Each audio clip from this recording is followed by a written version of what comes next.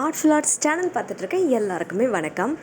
வீட்டில் வேஸ்ட்டாக இருக்க சானிடைசர் பாட்டில் இருக்கு இல்லையா, அது காலி ஆகிடுச்சுன்னா தூக்கி போட்டுருவோம். இனிமேல் தூக்கி போடாமல் அதை இந்த மாதிரி சூப்பரான யூஸ்ஃபுல்லான ஒரு பொருளாக மாற்றுங்க. அடுத்தவங்களுக்கு நீங்கள் இதை கிஃப்ட் பண்ணணுன்னாலும் கிஃப்ட் பண்ணலாம். ஃபஸ்ட் இதனுடைய அந்த கேப்பை நம்ம ரிமூவ் பண்ணிடலாம். ரிமூவ் பண்ணிவிட்டு இதில் இருக்க அந்த லேபிள் இருக்கு இல்லையா, அதையும் ரிமூவ் பண்ணிடலாம். ஹாட் வாட்டரில் போட்டுட்டு இந்த லேபிளை நீங்கள் ரிமூவ் பண்ணிங்கன்னா ஈஸியாக வந்துடும். ஸோ நெக்ஸ்ட் இதை நல்லா வாஷ் பண்ணிவிட்டு இதில் நான் இந்த மாதிரி பாதிக்கு மெஷர் பண்ணிக்கிறேன். ஸோ ஒவ்வொரு சானிடைசர் பாட்டிலினுடைய அந்த கால்வாசிக்கு நீங்கள் இந்த மாதிரி லைன் நீங்கள் ட்ரா பண்ணிவிட்டு அதை நைஃபை நல்லா ஹீட் பண்ணிவிட்டு அதுக்கப்புறம் இப்படி கட் பண்ணி ஈஸியாக எடுத்துடலாம். கட் பண்ணதுக்கப்புறமா இந்த கேப் இருக்கிற அந்த போர்ஷன் இருக்கு இல்லையா, அதை மட்டும் நம்ம எடுத்துக்கிறோம். எடுத்துகிட்டு அதை அப்படியே அப்சைட் டவுனாக இப்படி திருப்பி வச்சிடுறோம். இதில் நம்ம என்ன பண்ண போகிறோம்னா, ஆர்ட்ஃபுல் ஆர்ட்ஸ்க்காக நான் 2 இயர்ஸ்க்கு முன்னாடி வாங்கின க்ளூ கன் இப்போ தான் அதை ஓப்பன் பண்ணி எடுக்கிறேன்னு. ஸோ ஃபர்ஸ்ட்டே நம்ம சேனலில் ஹாட் க்ளூ கன் யூஸ் பண்ணுறோம். இப்போ ஆக்சசரிஸ்க்காக பேர்ல், சீக்குவென்ஸ், அதுக்கப்புறமா ஏற்கனவே நான் வாங்கி வச்சு இந்த ஸ்டார் சீக்குவென், ஹார்ட்டின் சீக்குவென்ஸ் இது எல்லாமே எடுத்துக்கிறேன். ஸோ அலுமினியம் ஃபாயில் பேப்பர் எடுத்துக்கோங்க. எடுத்துகிட்டு இந்த கேப்பினுடைய அந்த போர்ஷன் ஓப்பனாக இருக்கு இல்லையா, அதை இந்த மாதிரி ஃபுல்லாக சீல் பண்ணிவிடுங்க. ஏன்னா இதுக்குள்ளே நம்ம இந்த ஹாட் க்ளூ கன்னை போர் பண்ண போகிறோம். ஸோ போர் பண்ணி அந்த ரிங், அதாவது அந்த பாடி போர்ஷனுக்கு வர வரைக்கும் இருக்கும் இல்லையா, அது வரைக்கும் நம்ம ஹாட் க்ளூ கன்னால் இதை ஃபுல்லாக ஃபில் பண்ணிவிட்டு கொஞ்சம் நேரம் கூல் பண்ணுறோம். கூல் பண்ணினதுக்கப்புறமா அந்த இடம் ஃபுல்லாக நமக்கு லாக் ஆகிடும். கேப் இல்லாமல் இப்போ லாக் ஆகிடும். இப்போது நம்மளுடைய அந்த டெக்கரேட்டிவ் சார்ம்ஸ் இருக்குது இல்லையா, இந்த சீக்வென்ஸ் எல்லாத்தையுமே அதில் நம்ம போடுறோம். சில சீக்வென்ஸ் பார்த்திங்கன்னா கலர் போகும். அதாவது நம்ம ஏதாவது சப்ஸ்டன்ஸ், வாட்டர் இல்லை ஆயில் ஏதாவது ஆட் பண்ணும்போது கலர் போகும். அதுக்காக க்ளூ கன் வச்சு நீங்கள் சீல் பண்ணலாம். க்ளூ கன் இல்லை என்கிட்ட ரெசின் இருக்குது அப்படின்னா ரெசின் யூஸ் பண்ணியும் நீங்கள் ஃபில் பண்ணலாம். ரெசின் எல்லாருக்கிட்டையும் இருக்காது. அதனால் நான் என்ன பண்ணுறேன்னா, எய்தர் வாட்டர், ஆயில் இல்லைனா சானிடைசர், 3ல் எது வேணாலும் நீங்கள் அப்ளை பண்ணிவிட்டு இந்த மாதிரி பேர்ல்ஸ், அதுக்கப்புறமா உங்கள்கிட்ட என்னென்ன டெக்கரேஷன் பொருள் இருக்கோ அது எது வேணாலும் நீங்கள் ஆட் பண்ணலாம். இந்த சீக்வென்ஸ் நான் ஆட் பண்ணுறேன். இது பார்த்திங்கன்னா கலர் சானிடைசரில் மிங்கிள் ஆகிட்டு அந்த பிங்க் கலர் ஃபேட் ஆக ஆரம்பிச்சிருச்சு.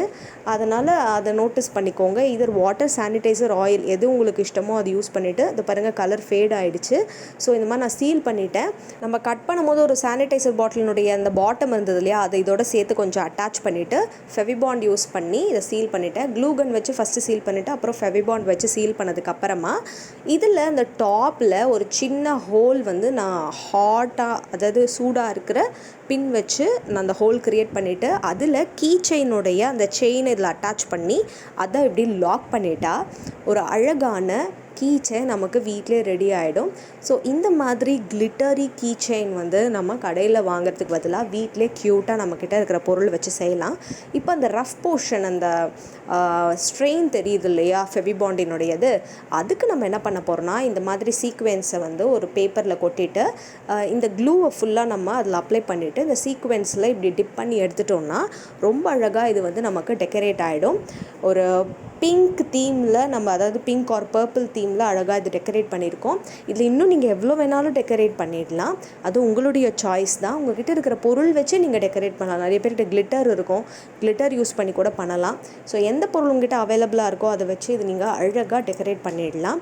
இந்த மாதிரி இதை ஃபுல்லாக டெக்கரேட் பண்ணதுக்கு அப்புறமா இதில் அடிஷ்னலாக நீங்கள் யாருக்கு கிஃப்ட் பண்ண போகிறீங்களோ அவங்க பேரினுடைய இனிஷியலை இதில் நீங்கள் அழகாக 3D மெட்டாலிக் கோன் லைனர்ஸ் இருக்கும் இல்லையா, அதை யூஸ் பண்ணி அதில் எழுதிட்டு அதுக்கப்புறம் நீங்கள் கிஃப்ட் பண்ணலாம். இது அப்படியே நீங்கள் கொடுக்கலாம். இல்லை தான் சாட்டின் ரிப்பன் கட்டியும் நீங்கள் கொடுக்கலாம்.